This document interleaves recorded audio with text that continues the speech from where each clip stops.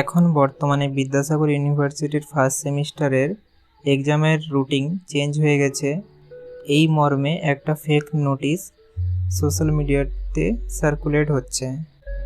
এই নোটিশটা তোমরা কি করে বুঝবে ফেক নিউজ, আমি সেটা দেখিয়ে দিচ্ছি এবং বলে দিই তোমাদের পরীক্ষাটা যথারীতি অফিসিয়াল নোটিশ অনুযায়ী সেই 6 তারিখ থেকেই হচ্ছে। এটাই হচ্ছে তোমাদের অফিসিয়াল নোটিশ এবং দেখে নাও এখানে তোমাদের ডেট আছে, কিন্তু এই জিনিসটা দেখো ফেক নোটিশে নেই। এই দেখো নাও, এটা হচ্ছে সেই নোটিশ, কিন্তু দেখো এখানে ডেট নেই। এটাই হচ্ছে সবথেকে বড় উদাহরণ। তো তোমরা এটার মাধ্যমে জানতে পারবে যে এটা একটা ফেক নোটিশ।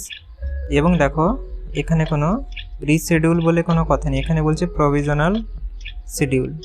কিন্তু পরীক্ষার রুটিন যদি চেঞ্জ হয় তো এখানে রিশিডিউল বলে কথাটা থাকবে।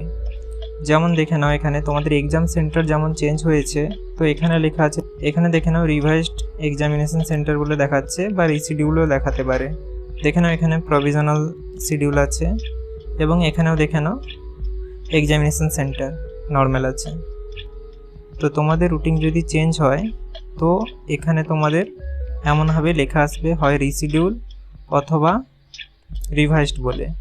তো এখন মোদ্দা কথা হচ্ছে এটাই, তোমাদের কোনো রকমভাবেই কোনো পরীক্ষার ডেট পরিবর্তন হয়নি। এটা সোশ্যাল মিডিয়াতে সার্কুলেট হচ্ছে এবং এটা আমার কাছেও আসে।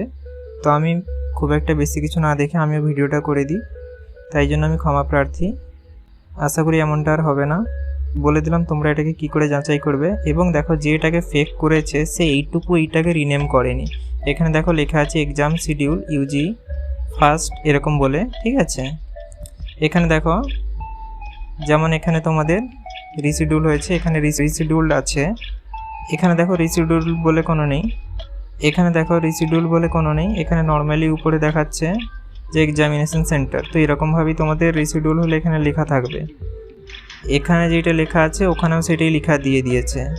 তো এটা তোমাদের মধ্যে থেকেও কেউ করেছে আর কি, সে তোমাদেরকে বিভ্রান্তি করতে চেয়েছে, তাই তোমরা খুব সতর্ক থেকো। এইটুকুই ইনফরমেশান দেওয়া ছিল। তোমরা ভালো করে পড়াশোনায় মন দাও এবং ভালো করে পড়ো, যাতে তোমরা দুদিন পরে পরীক্ষাতে ভালো রেজাল্ট করতে পারো। এই ছোট্ট ইনফরমেশানটা দেওয়ার ছিল, তাই তোমাদেরকে অনেক অনেক ধন্যবাদ।